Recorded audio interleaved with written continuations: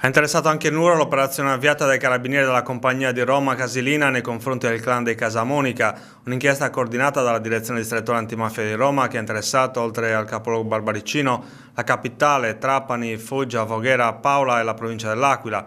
I militari hanno eseguito 22 misure cautelari, 21 delle quali in carcere, firmate dal GIP del Tribunale di Roma.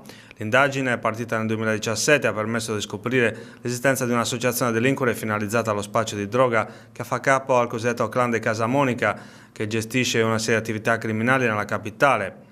Si tratta di un'associazione caratterizzata da una struttura criminale a connotazione familiare che operava principalmente nelle zone di Via del Quadrado e di Portafurba a Roma.